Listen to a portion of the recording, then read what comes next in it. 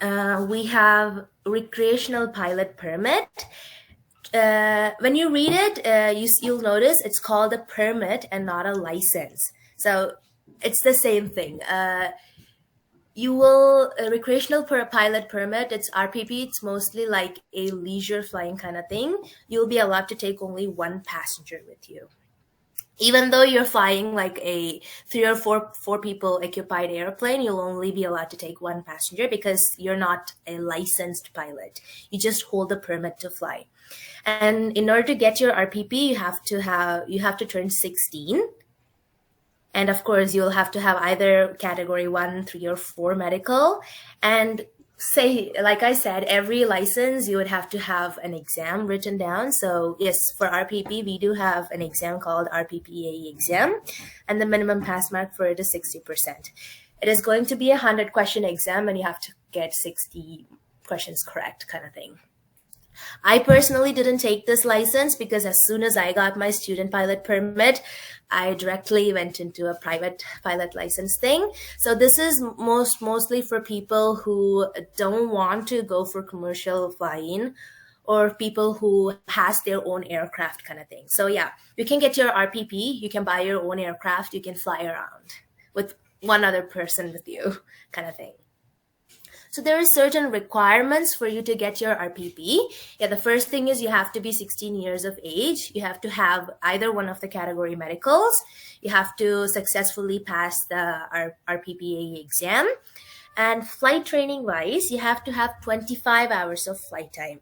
So that includes 15 hours of dual. When I say dual, it's self-explanatory itself, because 15 hours, you have to fly with an instructor or an experienced pilot beside you, and 5 hours of solo flight time. So 5 hours, you have to fly by yourself, 15 hours with a licensed instructor, and 2 hours of cross country. Cross country means, imagine you're flying from Calgary to Red Deer, or Calgary to Edmonton, or Calgary to Drumheller kind of thing. So you're going a little far away, like more than 100 miles kind of thing. That's called cross country. So you have to have 2 hours of cross country, 15 hours of dual, and 5 hours of solo. And this 2 hours of cross country would combine into the 15 hours of dual instruction you have. So once you have your 25-hour flight time, you can go to Transport Canada, send them an email that you're ready for your flight test. The person, whoever instructed you, would say, yeah, you're competent for the flight test. And yeah, you'll go do your flight test. And if you pass it, the person who did your flight test will get your medical, will get your RPPAE exam, and then send all the documents to Transport Canada, and they will issue your RPP. So with the RPP, you can buy your own plane and fly around, or you can always rent a plane and fly around, or you're only allowed to carry one passenger. It could be anyone. And cost-wise, it would cost you around $8,500 to approximately $10,000 to get your RPP. But that's not a license, that's a permit. I didn't take a recreational pilot permit. What I did was, as soon as I got my student pilot permit, I took the private pilot license. So to get your PPL, you have to be 17 years old, and you have to have either category 1 or 3 medical. So like I said, when I started my flying, I directly went to category 1 medical, so I had to renew it every year. But you're allowed to fly PPL like with a cat 3 medical, which is valid for 5 years. And this is where things kind of start to get harder. You had to do lots of studying, lots of flight trainings, and yeah, this is where stuff keep you busy, because you have to have a minimum 48 hours of ground school. So when they say ground school, it's like, because flying, it's not only about you knowing how to fly the plane, it's about, do you know how that mechanism work? How do you make the aircraft fly, kind of thing? Do you know the theory behind it? So there is a very detailed ground school prep online. So you have to kind of buy the course. It costs around $200 to buy a PPL course itself.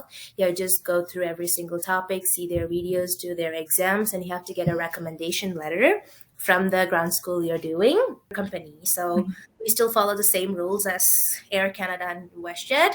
I work morning 6 to evening 6, 12 hours for 2 weeks. And then I get 1 week off. Okay. Okay. So 2 weeks, 12 hours continuous, and then a 1 week off.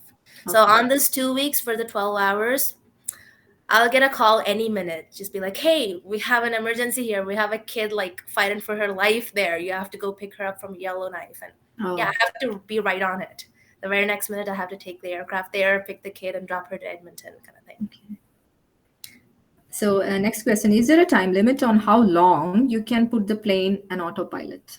There is no time limit. You can put it as soon as, like, anytime you want, but you just have to fight her down when there is a turbulent, or sometimes it's just maybe you're making a radio call that you're at 12,000 or 13,000 feet, and you hear another pilot on the same area making a call. I'm also on 13,000 feet. Where are you guys in the sky? And that's when you had to like turn off the autopilot, get her down, and be like, hey, we're on top of this lake. Where are you guys? So we kind of have to figure our lives out up in the air. Like, that's what I said. Like, the traffic you see on the road, it's nothing. Like, on air, you have so much traffic going on. Next question is how many people you have trained? Right now, 5, because that's the limit. I can only fly 8 hours a day, so 5 people. Do you train in both Calgary and Edmonton or just Calgary? Oh, I'm training in BC. Oh, Yeah, but I did all my training here in Calgary and Heidelberg. mm-hmm. Okay. So yeah, got a job somewhere else. So we have 1 more minute for questions. Any questions?